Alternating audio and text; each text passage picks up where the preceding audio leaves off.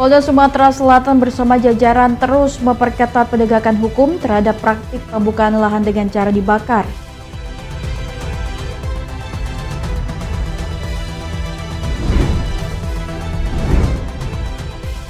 Polisi menangkap seorang debt kolektor yang diduga melakukan ancaman terhadap pengendara di kawasan Jalan Lingkar Luar Barat, Cengkareng, Jakarta Barat.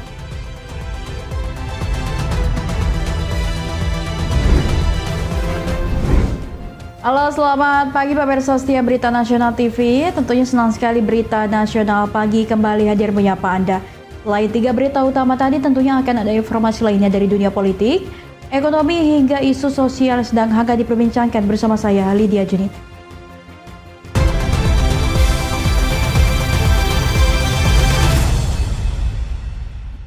Kita ke informasi utama, pemirsa. Pengurus Pusat Serikat Mahasiswa Muslim Indonesia SEMI menyatakan sikap terkait rencana aksi 27 Agustus 2026. SEMI menyerukan penyampaian aspirasi dilakukan secara damai, konstitusional, dan tetap dalam koridor hukum. Ketua Umum PP SEMI Zulhadi Ariza menegaskan pihaknya menolak rencana aksi AMPB di gedung DPR RI jika berpotensi menimbulkan kerusuhan, merusak fasilitas publik atau memicu provokasi. Hal tersebut disampaikan dalam konferensi pers pernyataan sikap PP SEMI di Jakarta Selasa siang. SEMI menilai hak menyampaikan pendapat merupakan hak konstitusional yang harus dijalankan dengan mematuhi aturan dan menjaga ketertiban umum. SEMI juga menyerukan masyarakat agar menjaga persatuan serta tidak mudah terpancing provokasi. Penyampaian aspirasi dinilai tetap dapat dilakukan sepanjang berlangsung damai, tertib, dan tidak melanggar hukum. Di tengah dinamika sosial, SEMI mengajak masyarakat memfokuskan perhatian pada solidaritas kemanusiaan, khususnya bagi warga terdampak bencana Sumatera, Kalimantan, dan Nusa Tenggara Timur. Kami, pengurus Pusat Serikat Mahasiswa Muslimin Indonesia menyatakan, 1. Pengurus Pusat Serikat Mahasiswa Muslimin Indonesia mengajak seluruh elemen masyarakat untuk menjalankan demokrasi, senantiasa mengedepankan dialog yang santun, damai, dan mari kita buktikan bahwa kedewasaan berdemokrasi di Indonesia dijunjung tinggi melalui cara-cara yang konstitusional dan bermartabat. 2. Pengurus Pusat Serikat Mahasiswa Muslimin Indonesia menjunjung tinggi etika moral dan demokrasi yang bermartabat. Setiap penyampaian pendapat di muka umum merupakan hak konstitusional warga negara yang dijamin undang-undang. Namun, hak tersebut harus dijalankan dengan tetap mematuhi koridor hukum yang berlaku, menjaga ketertiban umum, serta menghormati etika moral bangsa demi kebaikan bersama dan tegaknya kedaulatan negara. Dari Jakarta, Ade Chandra, Agada Agung, Berita Nasional TV. Melaporkan adanya dugaan peredaran narkoba seorang pria di kota Solo justru dianiaya oleh terduga pelaku pengedar narkoba hingga mengalami luka-luka. Tim gabungan unit respon cepat Satreskrim Polres Solo Kota dan Polres Damasraya berhasil mengamankan 2 orang terduga pelaku, sementara 1 pelaku lainnya masih dalam pengejaran petugas.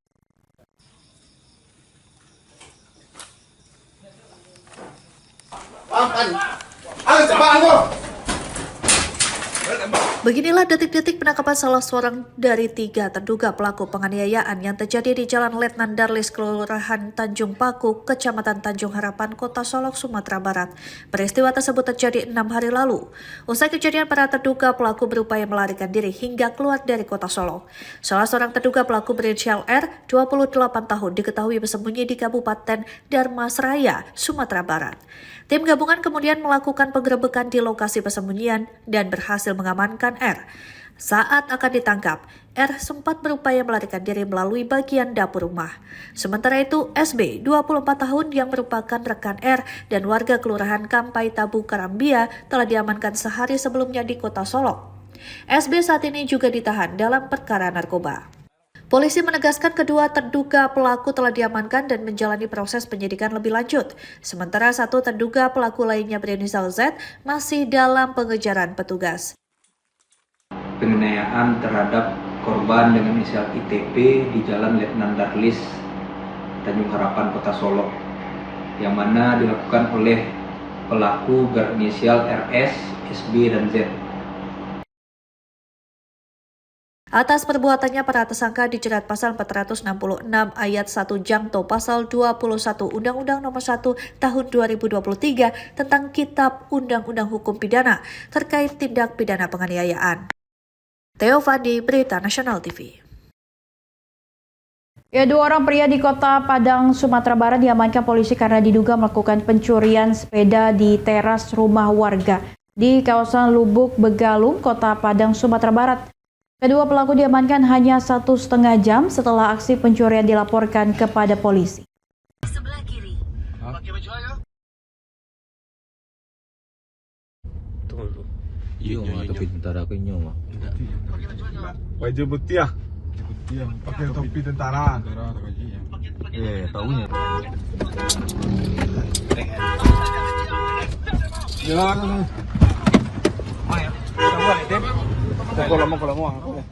Beginilah detik-detik penangkapan pelaku spesialis pencurian sepeda milik warga terparkir di teras rumah di kawasan Lubuk Begalung, Kota Padang, Sumatera Barat pada Senin siang.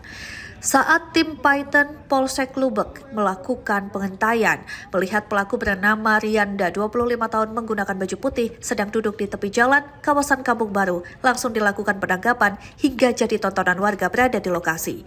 Dari keterangan pelaku beraksi, 2 orang tim opsional tim Python Polsek Lubuk langsung melakukan pengejaran rekannya bernama David, 31 tahun, yang sedang berada di dalam rumahnya. Sore, tim ORC Polsek Lubuk telah mengamankan 2 orang pelaku diduga melakukan tindak pidana pencurian dengan pemberatan yang lokasi TKP-nya di Jalan Ampera, Kelurahan Kampung Baru.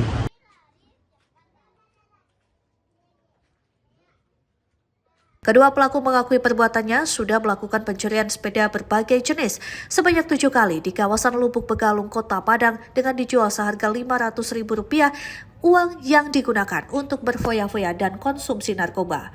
Kedua terduga pelaku beserta barang bukti kini diamankan di Polsek Lubuk Begalung untuk menjalani proses hukum lebih lanjut dengan ancaman hukuman penjara kurang lebih 7 tahun. Theo Fandi, Berita Nasional TV. Polda Sumatera Selatan bersama jajaran terus memperketat penegakan hukum terhadap praktik pembukaan lahan dengan cara dibakar. Sebanyak 9 orang diamankan dalam 9 laporan polisi terkait dugaan pembakaran lahan di sejumlah wilayah Sumatera Selatan. Sebelumnya, berdasarkan data penanganan perkara per 9 Agustus 2026, Polda Sumatera Selatan dan jajaran telah menangani sedikitnya 9 kasus kebakaran hutan dan lahan atau karhutla dengan 9 orang ditetapkan sebagai tersangka dan total luas areal terbakar mencapai sekitar 18 hektar. Perkembangan penanganan perkara kemudian bertambah hingga 12 Agustus 2026. Total terdapat 9 laporan polisi dengan 9 orang yang diamankan terkait dugaan pembukaan maupun pembakaran lahan. Kasus-kasus tersebut tersebar di sejumlah wilayah hukum Polres jajaran. Polres Musirawas menangani 2 laporan polisi dengan 2 tersangka. Polres Ogan Komering Ilir juga menangani 2 laporan dengan 2 tersangka. Selanjutnya Polres Panukal Abab, Lematang Ilir menangani 2 laporan dengan 2 tersangka. Sementara Polres Muara Enim, Polres Ogan Komering Ulu Selatan, dan Polres Lahat masing-masing menangani 1 laporan polisi. Dari rangkaian pengungkapan tersebut, polisi menemukan pola yang relatif serupa. Sebagian pelaku merupakan warga yang diduga memilih cara membakar karena dianggap lebih murah dan juga cepat untuk membersihkan lahan sebelum digunakan sebagai lokasi perkebunan. Lahan yang dibuka dengan cara dibakar antara lain dipersiapkan untuk penanaman komoditas perkebunan. Dalam menjalankan aksinya, sejumlah pelaku diduga menggunakan berbagai alat dan juga bahan untuk mempercepat pembakaran, mulai dari korek api, minyak, hingga bahan yang mudah terbakar lainnya. Praktik tersebut dinilai berisiko karena api yang awalnya digunakan untuk membersihkan lahan dapat dengan cepat membesar dan merambat ke area lain, terutama ketika kondisi lahan kering serta terjadi tiupan angin.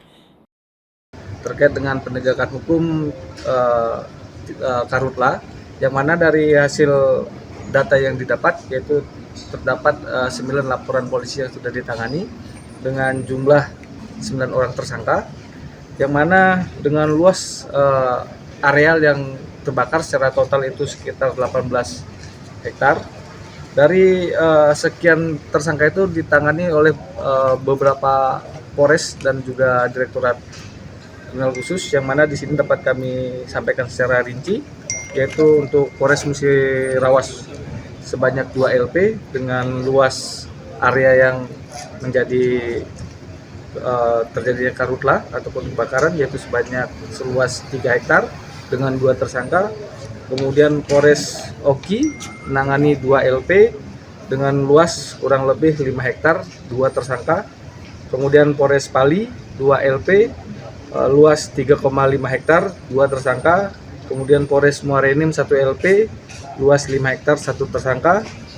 Dan juga Polres Oku Selatan 1 LP, luas 1 hektar, 1 tersangka. Yang terakhir Polres Lahat sebanyak 1 LP, luas 0,5 hektar dengan 1 tersangka. Adapun motif dari para pelaku, ini adalah warga masyarakat yang ingin membuka lahan, yang mana mereka berpikir dengan cara membakar lahan itu dapat membuka dengan mudah dan murah. Kepolisian mengingatkan masyarakat agar tidak menggunakan api sebagai cara untuk membuka maupun membersihkan lahan. Dari Palembang, Sumatera Selatan, Yudo Handoko, Berita Nasional TV. Polisi menangkap seorang debt collector yang diduga melakukan ancaman terhadap pengendara. Tetaplah bersama kami di Berita Nasional Pagi.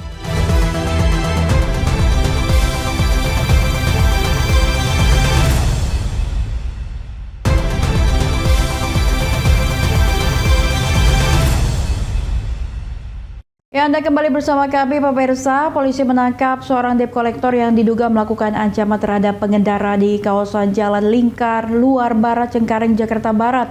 Aksi pelaku yang nekat masuk ke dalam mobil korban sempat viral di media sosial. Udah bayar, Pak. Iya, makanya parkir, Ibu. Jangan begitu. Ya udah, Bapak turun, Bapak turun. Ya makanya parkir. Masa Bapak turun. Saya nggak bisa. Bapak turun. Peristiwa seorang debt collector berinisial E diduga memaksa masuk ke dalam mobil pengendara di Cengkareng, Jakarta Barat terjadi pada Jumat 21 Agustus sekitar pukul 5 sore. Saat itu pelaku E mendatangi pengendara dan menyebut mobil tersebut telah menunggak pembayaran selama 3 bulan. Terjadi cekcok sebelum pelaku masuk ke dalam mobil untuk menjelaskan persoalan mengenai kendaraan. Ini parkir, ini kantor saya, Pak. Apa, Dit? Halo, Bos. Keberadaan pelaku di dalam mobil membuat pemilik sekaligus pengemudi merasa ketakutan. Menurut polisi, terjadi pembicaraan disertai ancaman apabila mobil tidak berhenti atau tidak menuju ke kantor pihak debt collector. Karena takut, pengemudi kemudian membawa persoalan tersebut ke kepolisian dan melaporkannya ke Polsek Cengkareng. Menindaklanjuti laporan, Polsek Cengkareng bersama dengan Satreskrim Polres Metro Jakarta Barat melakukan penyelidikan.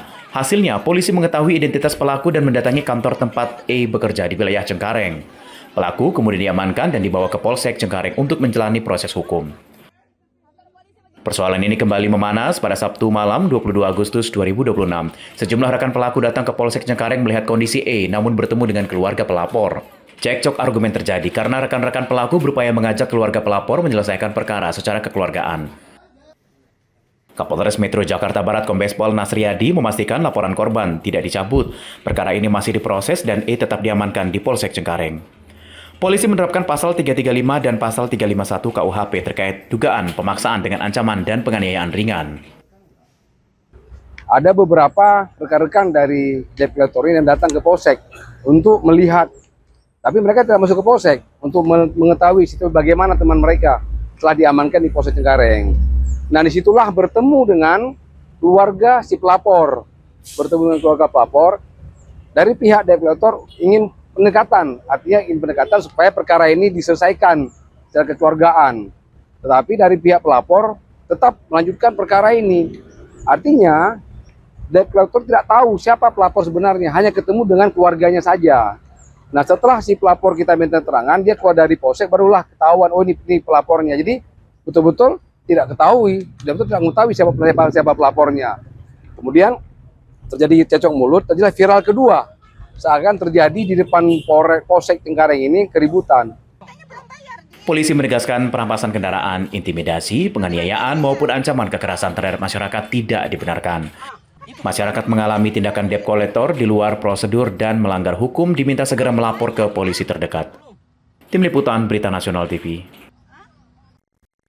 Seorang terduga pelaku jambret telepon seluler diamuk massa hingga mengalami luka parah dan kritis di Jalan Raya Nanggela Kopo, Desa Nanggung, Kecamatan Kopo, Kabupaten Serang, Banten. Aksi main hakim sendiri terhenti setelah petugas Polsek Kopo tiba di lokasi, sementara terduga pelaku masih menjalani perawatan intensif di rumah sakit.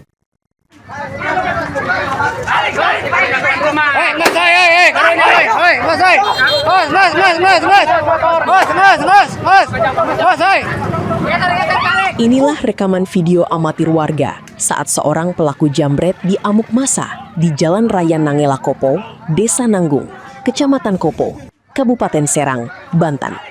Warga yang kesal terus memukuli pelaku hingga babak belur, hingga kritis. Beruntung petugas kepolisian dari Polsek Kopo cepat tiba di lokasi, sehingga aksi main hakim sendiri dapat dihentikan. Pelaku yang lukanya sangat parah sempat dilarikan ke Puskesmas Kopo, sebelum akhirnya dirujuk ke Rumah Sakit Umum Banten, Kota Serang. Identitas pelaku belum diketahui, karena tidak ditemukan tanda pengenal di saku celananya. Pelaku diduga beraksi dengan mensiasati pengendara yang menaruh HP di dashboard motor. Dari tangan pelaku, sebuah motor matic dan HP milik korban kini diamankan di Mapolsek Kopo.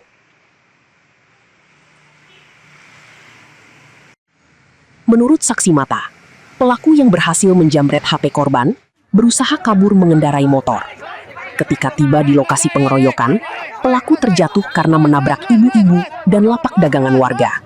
Pelaku yang panik kemudian lari dan sempat sembunyi di rumah warga, sebelum akhirnya ditangkap dan diamuk massa. Terjadi orang katanya maling HP ya. Di motor. Motor terus dia kabur, nabrak orang, terus motornya jatuh, terus orang itu yang disuratin maling masuk ke kamar. Kamar siapa? Kamar itu ke kamar saudara saya. Oh, gitu. Di situ dia di situ. Terus saya kan nggak tahu maling, takut taunya tabrakan. Begitu masa ngeroyok, kata saya jangan diroyok dulu, jangan diribut di situ. Ada polisi sini nangani, polisi langsung. Pada masa pada bubar, udah ngeroyok. Terduga pelaku yang kritis hingga kini masih dalam perawatan intensif di rumah sakit. Kasus pencurian ini kini ditangani unit reskrim Polsek Kopo. Dari Serang, Banten, jurnalis Berita Nasional TV melaporkan.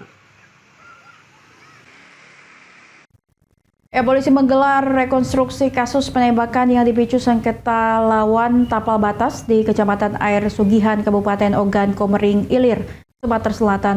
Rekonstruksi digelar dalam 14 adegan untuk memperjelas rangkaian peristiwa yang melibatkan 2 orang tersangka. Kasus penembakan bermula dari perselisihan sengketa lahan terutama terkait tapal batas antara pihak tersangka dan korban. Dalam rekonstruksi adegan penembakan diperagakan pada adegan nomor 10A dan 10D. Sejumlah adegan memperlihatkan rangkaian peristiwa sebelum hingga sesudah penembakan. Dalam rekonstruksi, tersangka Junaidi memperagakan aksi melepaskan 4 kali tembakan menggunakan senjata api ke arah korban Effendi. Tembakan pertama mengenai bagian jempol tangan korban hingga menyebabkan jari tersebut mengalami luka parah. Tembakan berikutnya mengenai dan menggores bagian bahu kanan serta bahu kiri korban. Sedangkan tembakan keempat mengenai bagian pinggul kanan korban. Dari 4 tembakan yang dilepaskan, 2 butir peluru disebut masih bersarang di dalam tubuh Effendi. Usai ditembak, Effendi langsung berusaha menyelamatkan diri dan meminta pertolongan. Korban kemudian dibawa untuk mendapatkan penanganan medis. Effendi sempat menjalani perawatan selama hampir 1 pekan di RSUP Muhammad Husin Palembang akibat luka yang dialaminya. Ada permasalahan, tapi sebelumnya ini memang sudah ketemu tadi telepon dengan Iqbal tadi kan? Nah, ketemu Iqbal tadi seperti rekonstruksi tadi lah. Jadi sebenarnya baik-baik juga. Iya. Gak tahu juga kenapa itu beliau itu tiba-tiba nembak. Padahal sebelumnya sudah ketemu baik-baik, ngobrol ngopi bareng baik kan. Iya. Itulah masalahnya sebenarnya. Berarti gak tahu juga. Bapak datang itu untuk ngomongin masalah lahan. Iya, batas lahan itu. Ngopi-ngopi baik, iya kan. Jadi Pak Effendi berapa kali tadi ditembak dari tersangka tadi? Tembak itu 4 kali itu. 4 Yang kali. Yang pertama kena ini kan, jempol ini hilang, bawa ini kan, pas ini, nah lurus kepala ini. Kepala ini kan, tembak itu kena sini, miring sini, becek sini, bering sini, kena sini, gitu kan ya. Nah, berarti dari 4 tembakan 1 yang ini. 2 peluru masuk bersarang di tubuh. Setelah kasus dilaporkan, penyidik unit 4 Subdit 3 Jataneras Ditreskrimum Polda Sumatera Selatan melakukan penyelidikan. Tersangka Junaidi kemudian berhasil ditangkap petugas di wilayah Indragiri Hilir, Provinsi Riau. Penangkapan dilakukan setelah penyidik melakukan serangkaian penyelidikan terkait kasus penembakan. Rekonstruksi digelar untuk memperjelas rangkaian peristiwa termasuk momen terjadinya penembakan yang menyebabkan korban mengalami sejumlah luka. Polisi juga memastikan detail setiap adegan untuk menyesuaikan keterangan tersangka dan korban dengan fakta penyelidikan. Dari Ogan Komering Ilir, Sumatera Selatan, Widodo Handoko, Berita Nasional TV melaporkan. Nekat mencuri sepeda motor yang terparkir di teras rumah warga, seorang pemuda di Kota Makassar, Sulawesi Selatan dihajar massa hingga babak belur. Aksi pencurian sebelumnya terekam CCTV dan viral di media sosial, sehingga warga dengan mudah mengenali ciri-ciri terduga pelaku, hingga akhirnya berhasil diamankan dan diserahkan ke polisi.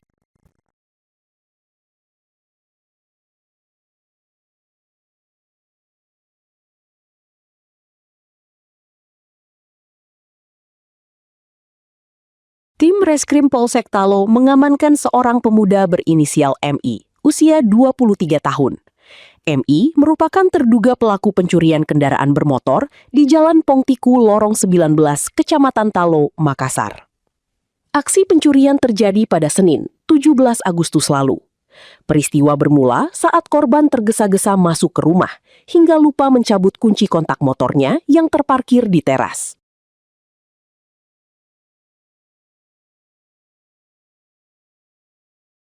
Pelaku yang melintas dan melihat kunci masih berada di motor langsung memanfaatkan kelalaian korban dengan membawa kabur motor tersebut.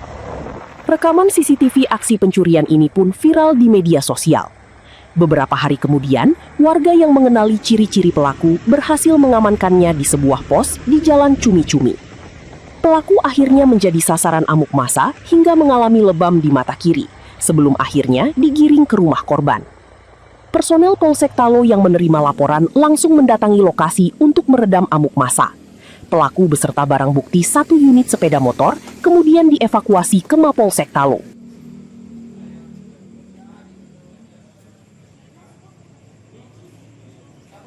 Hasil interogasi menunjukkan pelaku mengakui perbuatannya dan mengaku baru pertama kali mencuri.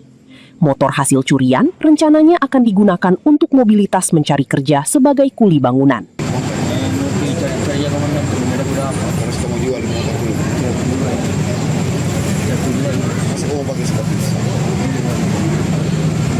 Atas perbuatannya, pelaku dijerat pasal pencurian dalam KUHP dengan ancaman hukuman maksimal 5 tahun penjara. Dari Makassar, Sulawesi Selatan, jurnalis Berita Nasional TV melaporkan.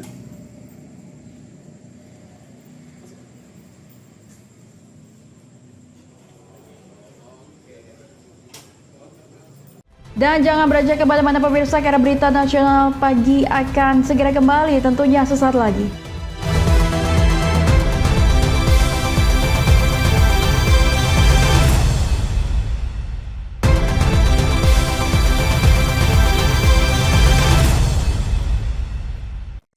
Anda kembali bersama kami pemirsa. Ratusan warga ultra-ortodoks Yahudi atau Haredi turun ke jalan dan memblokir akses di kawasan persimpangan GH dekat Bnei Brak, Israel. Aksi digelar untuk menolak kewajiban dinas militer sekaligus memprotes penahanan sejumlah warga Haredi yang menolak wajib militer.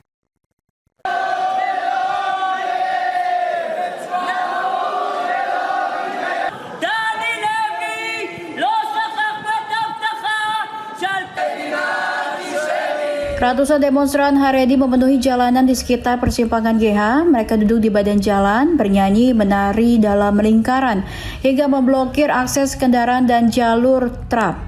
Aksi ini membuat arus lalu lintas terganggu. Polisi dan personel militer kemudian bergerak membubarkan massa. Sejumlah demonstran terlihat berdebat dengan petugas dan berusaha menerobos barikade polisi. Dalam aksi tersebut, para demonstran membawa sejumlah spanduk bernada provokatif. Salah satu spanduk menyebut Israel sebagai negara antisemit. Spanduk lain membandingkan kewajiban militer dengan peristiwa Holocaust.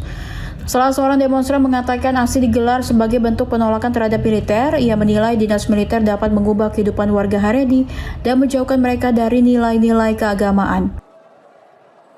Komunitas Haredi selama ini menilai dinas negara khususnya bergabung dengan militer Israel tidak sesuai dengan keyakinan mereka. Mereka menganggap pembelajaran Torah dan kehidupan religius sebagai bentuk pengabdian kepada negara. Perdebatan mengenai pengecualian wajib militer ini telah berlangsung selama bertahun-tahun, namun isu tersebut semakin sensitif karena militer Israel menghadapi kebutuhan personil yang meningkat di tengah konflik regional yang terus berlangsung. Pada 2024, Mahkamah Agung Israel memutuskan tidak ada dasar hukum untuk memberikan pengecualian menyeluruh kepada pria Haredi dari wajib militer. Pemerintah kemudian mulai mengarah pada penegakan kewajiban tersebut. Kebijakan tersebut memicu gelombang protes dan bentrokan berulang antara sebagian warga Haredi dan aparat keamanan. Aksi di kawasan Bnei Brak kini kembali menunjukkan tajamnya perdebatan mengenai batas kewajiban negara dan kebebasan beragama.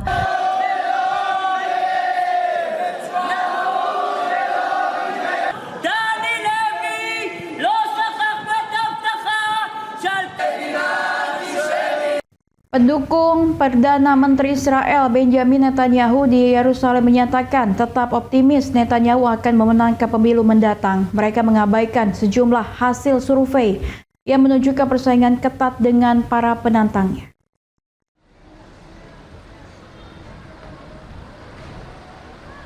Para pendukung Netanyahu di Yerusalem menilai hasil jajak pendapat tidak selalu menggambarkan hasil pemilu. Mereka menyebut Netanyahu berulang kali mampu membuktikan diri dalam pemilu, meski hasil survei sebelumnya kurang menguntungkan. Salah seorang pedagang, Yoram Ben David, juga membela kebijakan Netanyahu dalam menghadapi tekanan Washington terkait perang di Gaza. Menurutnya Netanyahu harus mengutamakan kepentingan Israel. Ben David menilai Netanyahu tidak seharusnya terlalu dipengaruhi Presiden Amerika Serikat Donald Trump atau pemimpin negara lain yang menyebut kebijakan Perdana Menteri harus ditujukan untuk kepentingan negaranya. Pendapat serupa disampaikan pedagang lain, Avram Levy, yang memprediksi partai-partai sayap kanan dapat meraih mayoritas di parlemen pada pemilu mendatang. Namun tidak semua warga mendukung Netanyahu. Reut Halali menilai Netanyahu turut bertanggung jawab atas perang dengan Iran dan menyebut sudah waktunya sang Perdana Menteri mundur. Meski demikian, Halali berharap pemerintah baru nantinya tetap dipimpin kekuatan sayap kanan. Ia menginginkan pemerintah yang dinilai mampu menjalankan tugas dengan lebih baik. Sementara itu, mantan Kepala Staf Militer Israel Gadi Eisenkot menjadi salah satu penantang utama Netanyahu. Eisenkot disebut menguat dalam sejumlah jajak pendapat. Dalam survei Maarif yang dipublikasikan Jumat, Partai Yasar yang dipimpin Eisenkot diproyeksikan meraih 26 kursi, sementara Likud pimpinan Netanyahu diproyeksikan mendapat 20 kursi. Partai-partai dalam blok pemerintah saat ini diproyeksikan menguasai 49 dari 120 kursi Knesset. Hasil sejumlah survei lain menunjukkan persaingan ketat antara Likud dan Partai Yasar. Netanyahu dan pemerintahnya kini telah memasuki mode kampanye. Langkah ini dilakukan untuk mempertahankan koalisi kekuasaan setelah Knesset dibubarkan pada 17 Juli. Pemilu nasional Israel dijadwalkan berlangsung 27 Oktober mendatang. Pemilu ini menjadi pemilu nasional pertama sejak serangan Hamas pada 7 Oktober 2023. Pemilu juga berlangsung setelah Israel mengalami serangkaian konflik di Gaza, Lebanon, dan Iran. Persaingan Netanyahu dengan Eisenkot serta tokoh lain diperkirakan menjadi salah satu pertarungan utama.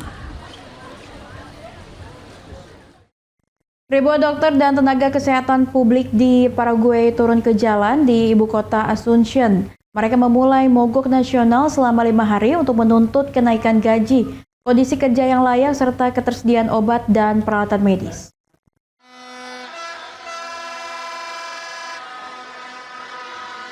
Ribuan dokter dan tenaga kesehatan berjalan melintasi jalan-jalan utama Asunción sebelum berkumpul di depan sejumlah kantor pemerintah. Mereka membawa poster yang menyoroti gaji yang dinilai tidak memadai dan beban kerja tenaga medis. Salah satu poster berisi pesan, gaji baku membuat dokter kelelahan. Poster lain menyerukan agar kesehatan menjadi prioritas dan kenaikan gaji segera diberikan.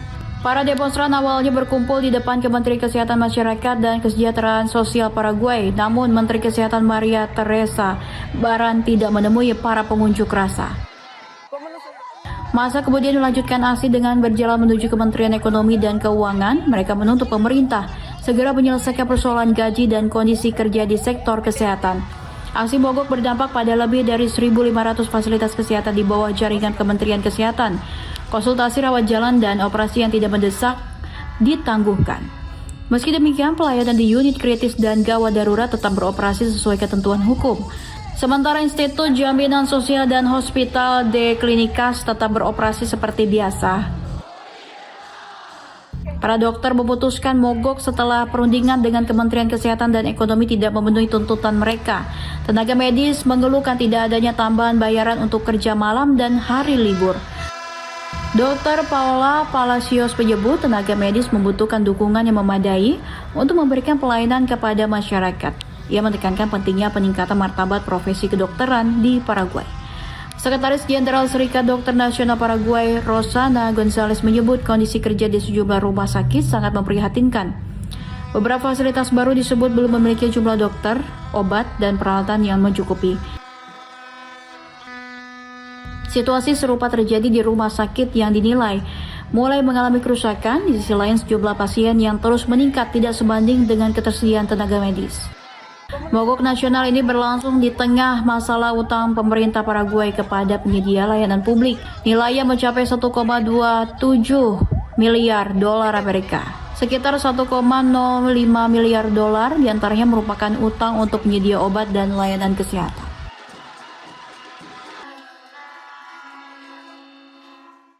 Pengadilan Bolivia memerintahkan 2 orang tersangka menjalani penahanan pra-peradilan selama 120 hari terkait penyerangan terhadap pengacara dan analis politik Nadia Beller di Santa Cruz de la Sierra. Keduanya diduga membantu menyiapkan logistik termasuk senjata api yang digunakan dalam serangan pada 17 Agustus lalu.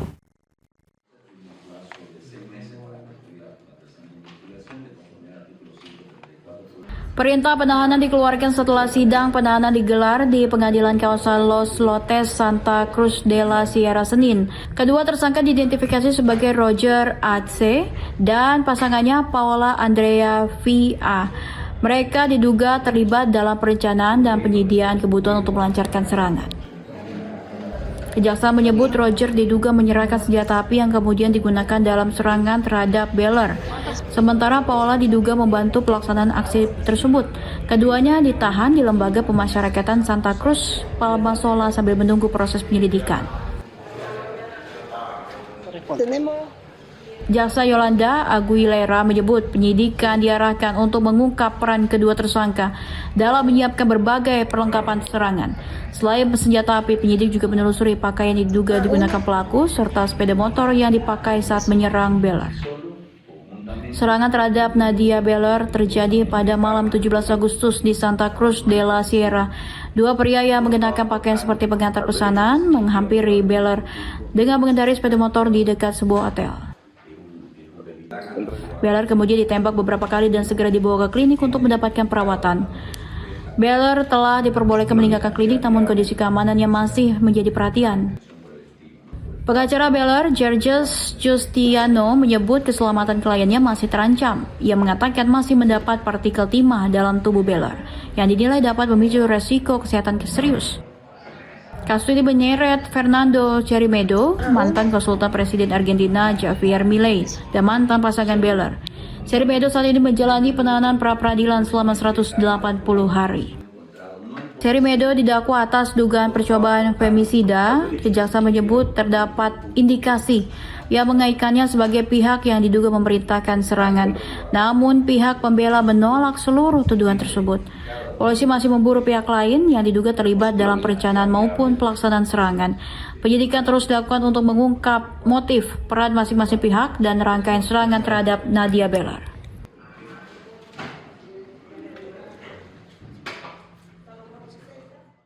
Dan janganlah beranjak kemana-mana pemirsa, karena berita nasional pagi tentunya akan segera kembali sesaat lagi.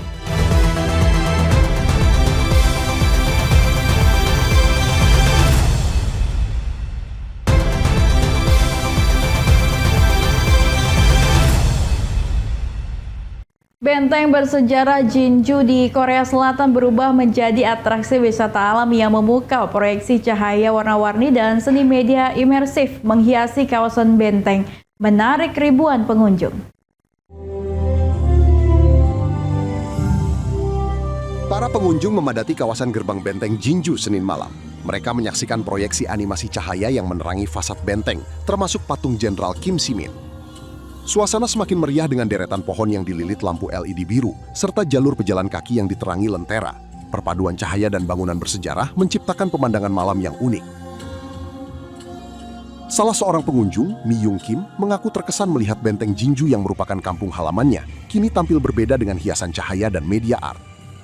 Pengunjung lain, Sung Ho Park, menilai pertunjukan ini memberikan cara baru untuk menikmati situs bersejarah. Ia menyebut suasana malam di benteng menjadi lebih menarik untuk dinikmati bersama keluarga atau teman. Senada, Jai Chul Lee menilai acara tersebut melampaui ekspektasinya. Ia juga mengajak lebih banyak masyarakat datang dan menyaksikan langsung pertunjukan cahaya di benteng Jinju. Event bertajuk National Heritage Media Art Jinju Fortress 2026 ini berlangsung mulai 14 Agustus hingga 6 September. Acara menghadirkan 12 program di benteng Jinju dan kawasan Jinju Battle History Park. Mengusung tema Gaunuri, Jinju Fortress Map, acara ini memadukan sejarah dan semangat perlawanan Jinju dengan teknologi visual modern. Sejumlah teknologi digunakan, mulai dari media fasad berskala besar, projection mapping, instalasi interaktif, hingga pencahayaan lanskap. Seluruhnya dirancang untuk menghidupkan kembali cerita sejarah Jinju dalam bentuk visual yang modern. Program malam digelar setiap hari mulai pukul 7:30 malam hingga 10:30 malam waktu setempat. Pengunjung dapat menikmati warisan sejarah Jinju sekaligus merasakan pengalaman seni digital di ruang terbuka. Perpaduan warisan sejarah dan teknologi cahaya ini menjadikan benteng Jinju sebagai destinasi wisata malam yang menarik. Pertunjukan tersebut sekaligus menawarkan cara baru untuk mengenalkan sejarah kepada generasi masa kini. Panda Katyusha merayakan ulang tahun ketiganya di Kebun Binatang Moskow, Rusia. Ratusan pengunjung turut memeriahkan perayaan dengan menyaksikan Katyusha menikmati kue ulang tahun khusus di kandangnya. Katyusha terlihat penasaran saat menghampiri kue ulang tahun yang disiapkan khusus untuknya. Panda betina ini terlebih dahulu mengendus dan memeriksa kue sebelum mendorong dan menikmatinya. Aksi Katyusha menjadi perhatian para pengunjung. Sejumlah wisatawan terlihat mengabadikan momen tersebut dengan telepon seluler. Suasana perayaan semakin meriah dengan berbagai dekorasi dan aktivitas pengunjung di sekitar kandang. Para pengunjung juga terlihat berkumpul dan menari untuk memeriahkan hari ulang tahun Katyusha. Sementara Katyusha terus menikmati kue yang telah disediakan oleh pihak kebun binatang. Direktur Kebun Binatang Moskow, Svetlana Akulova, mengaku senang melihat banyaknya pengunjung yang hadir meski perayaan digelar pada hari Senin.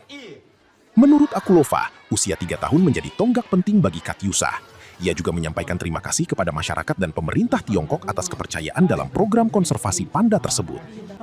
Perayaan ulang tahun Katyusha juga menjadi momen untuk menyorot kerjasama Rusia dan Tiongkok dalam upaya pelestarian panda.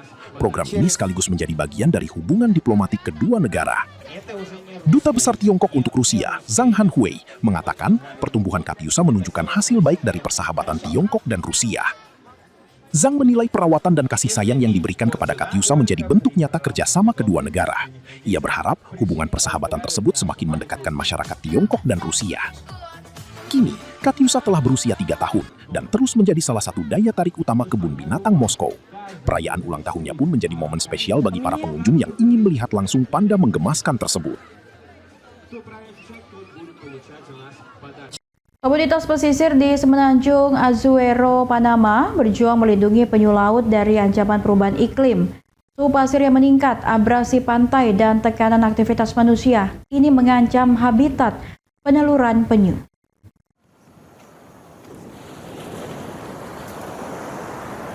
Setiap malam, para relawan muda berpakaian hitam dan membawa lampu merah berpatroli di Pantai Mariato, Panama Barat Daya.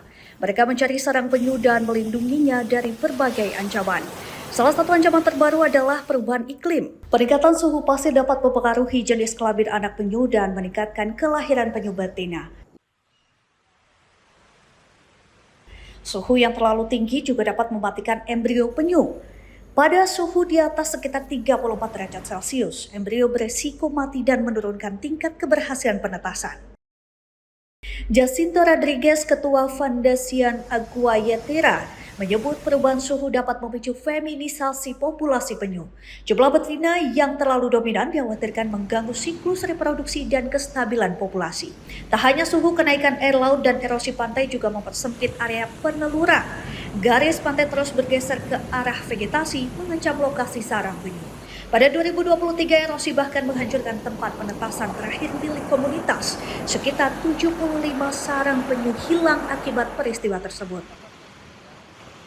Kondisi ini membuat warga harus membuka lahan kecil di area vegetasi bagian atas untuk membangun kembali tempat penetasan penyu. Upaya konservasi selama bertahun-tahun juga mulai mengubah kebiasaan masyarakat. Jika sebelumnya mengambil dan memakan telur penyu menjadi bagian dari tradisi, kini warga mulai memandang penyu sebagai satwa yang harus dilindungi. Eleida Rosario, warga Mariato, mengatakan kesadaran masyarakat untuk menjaga telur penyu kini semakin kuat. Warga mulai saling mengingatkan agar telur penyu tidak diambil atau dikonsumsi. Setelah lebih dari 2 dekade menjalankan program konservasi, hasilnya mulai terlihat. Di Pantai Malena, sekitar 6.000 anak penyu dilepas pada periode 2002 hingga 2006. Angka tersebut meningkat tajam pada musim peneluran 2025. Jumlah anak penyu yang berhasil dilepas mencapai sekitar 68.800 ekor. Pencapaian ini menjadi harapan baru bagi komunitas Mariato di tengah ancaman perubahan iklim dan kerusakan habitat. Warga terus berjuang agar penyu laut dapat bertahan dan berkembang biak di pesisir Panama. Hujan salju di wilayah Cochabamba, Departemen Cochabamba, Bolivia berdampak pada ratusan keluarga dan lebih dari 12.000 ternak unta. Suhu rendah, hujan, dan angin kencang menyebabkan ratusan lama dan alpaka mati.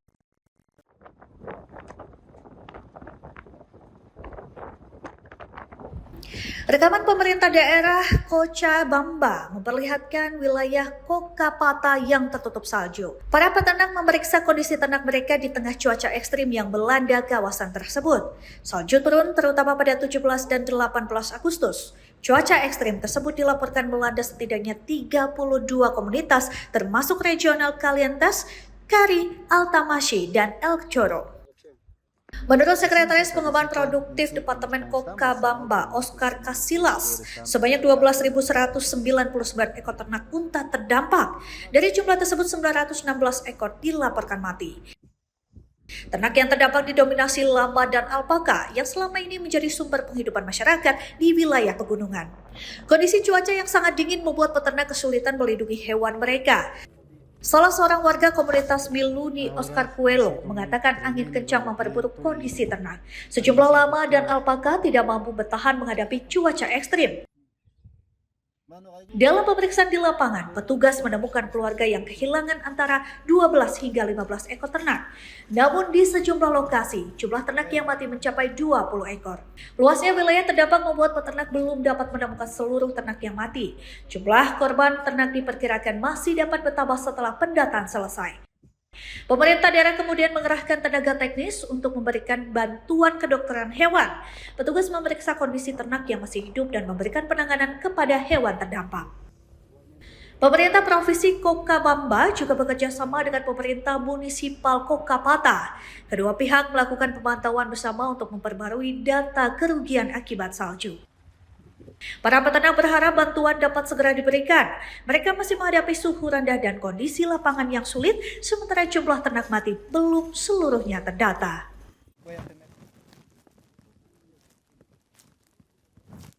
Dan demikianlah berita nasional pagi telah menemani Anda. Saya Lydia Junita dengan segenap kuria bertugas. Tentunya mohon pamit undur diri. Selamat pagi dan selamat beraktivitas.